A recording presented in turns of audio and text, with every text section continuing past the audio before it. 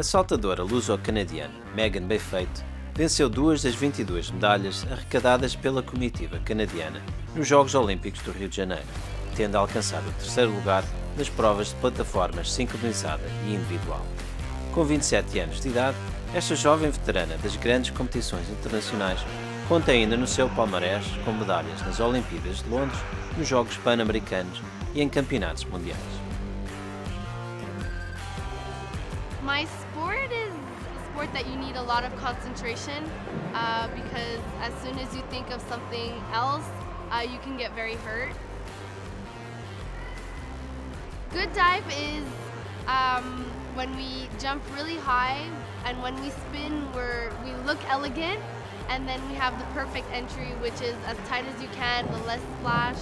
A perfect dive would be no splash at all, and that's where you'll see a lot of tens.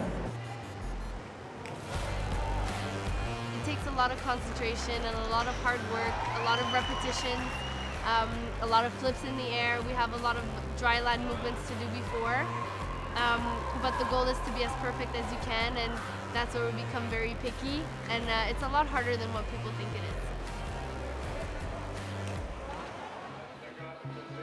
Os êxitos de Meaghan são fruto de muitos sacrifícios pessoais e familiares e de um treino intensivo diário iniciado há 20 anos atrás.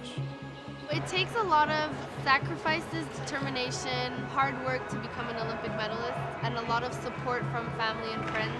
My weeks for the past 20 years have consisted of almost 6.5 hours of day of training, 5 days a week. I train from 9:30 to 12:30 and then from 1:30 to 4.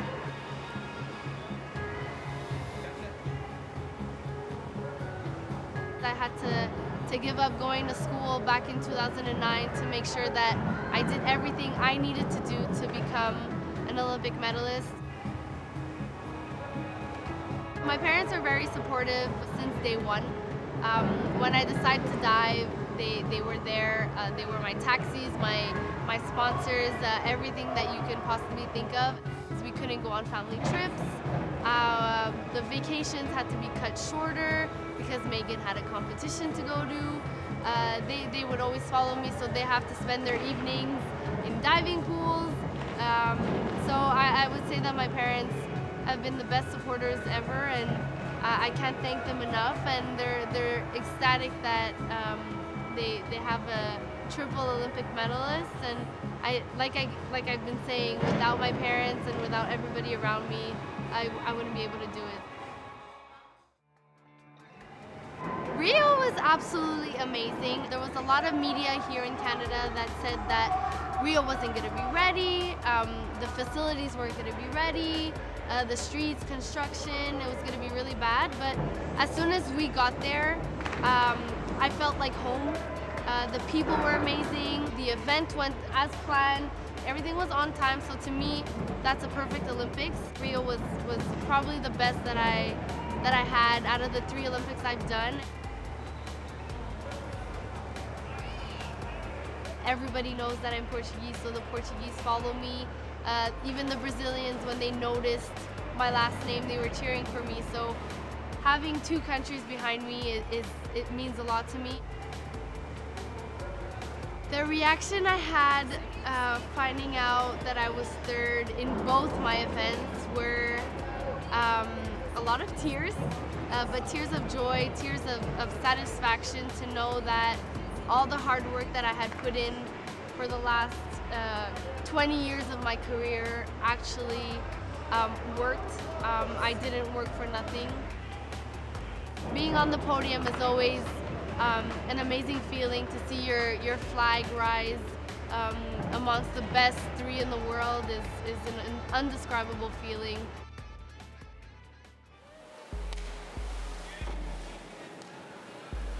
Criada no seio da comunidade portuguesa de Montreal, esta neta de imigrantes de São Miguel identifica-se acima de tudo como portuguesa, mas também como canadiana, quebecois e açoriana. Identidades culturais complexas como as de Meaghan são uma realidade cada vez mais comum no mundo globalizado. No entanto, competições internacionais como os Jogos Olímpicos, que ainda se baseiam em noções clássicas de cidadania, colidem com este tipo de identidades plurinacionais.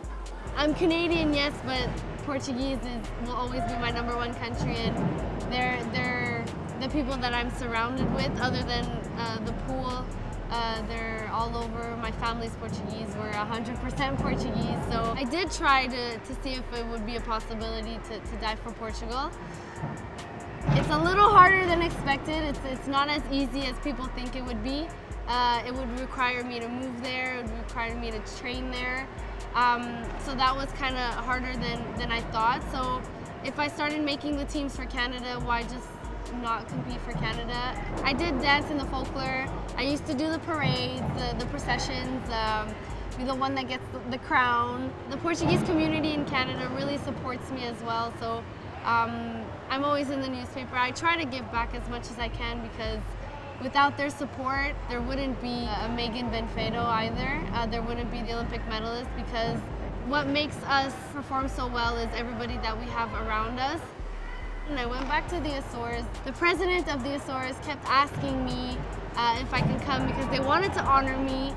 I went and see him. He gave me a medal. It was really fun, and just being in Portugal, I felt like it was at home, because like I said, the Portuguese community supports me, so walking in the street, they sort of noticed who I was, and to me that's something really original, because I don't really get noticed here in Canada, in Montreal.